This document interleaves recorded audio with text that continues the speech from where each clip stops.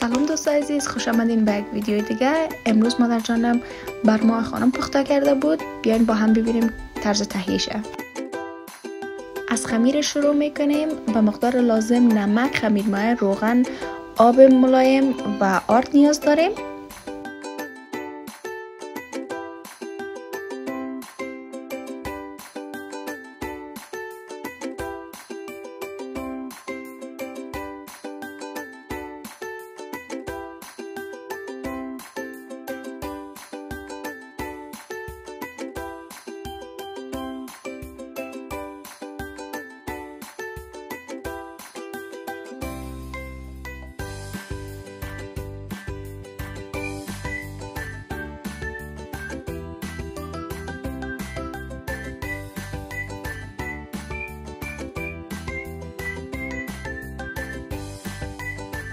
وقتی که آردتان خمیر کردیم کنار میگذاریم و میریم موادای دیگه آی خانم را درست میکنیم. بعدا میایم خمیر را انبار میکنیم.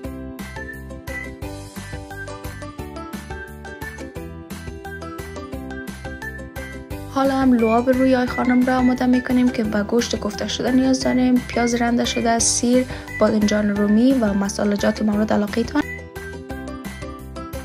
این هم مواد لازم آی خانم است که زردک رنده شده، کرم خرد شده، مرچ دلمه زرد، مرچ دلمه سبز، گشنیز و دوباره مسالجات مورد علاقه تان.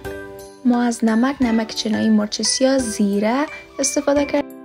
این هم پیاز لعاب روی آی خانم است که پیاز میمانیم سرخ شود.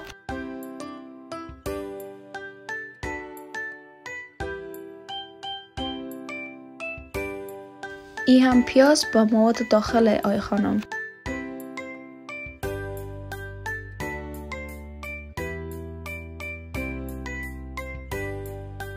پیازتان که شتگک شد مواد داخل آی خانم را اضافه میکنین که قبلا دیده بودین.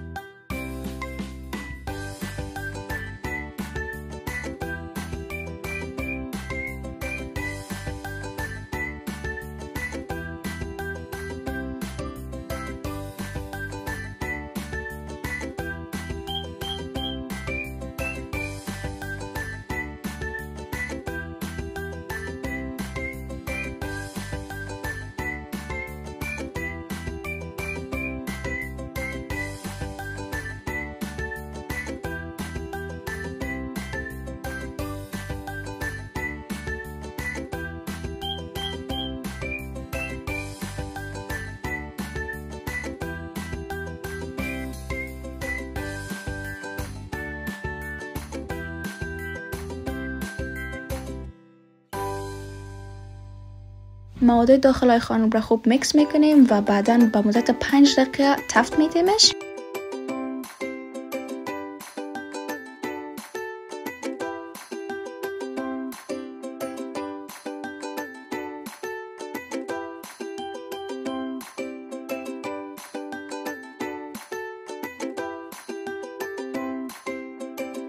بعدا مسالجاتتان اضافه میکنین که ما پاپریکا اضافه کردیم، مرچ سیاه، زردچوبه و نمک.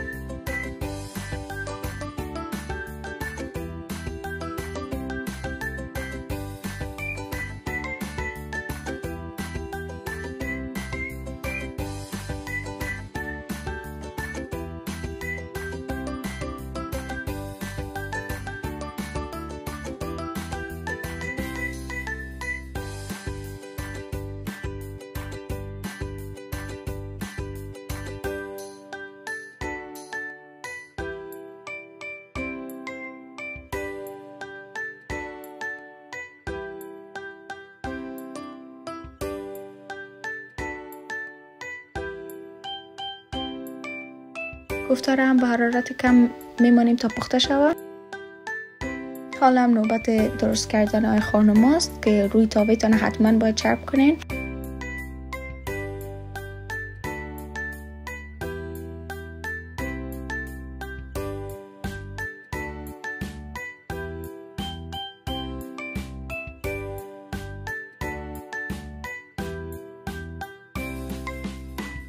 قسمی که میبینین مقدار کم از خمیرتان بر میدارین و در این مرحله به ماشین آش نیاز داریم.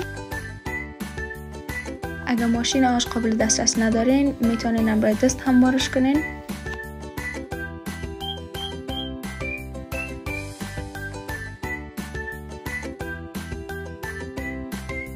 وقتی که خمیرتان قسمی شد به اندازه‌ای که میخواین گلای آی خانمتان بیایه خمیرتان برش کنین.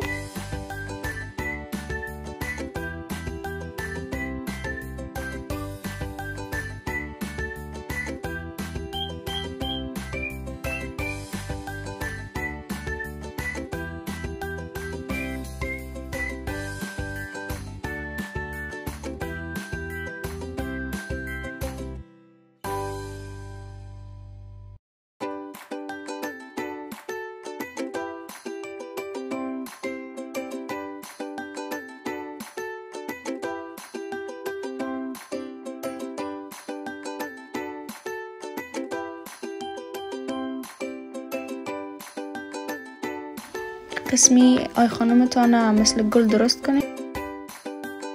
این هم کوفته پاشان که پخته شده. مدت 15 دقیقه میمانید که آی خانمتان پخته شود.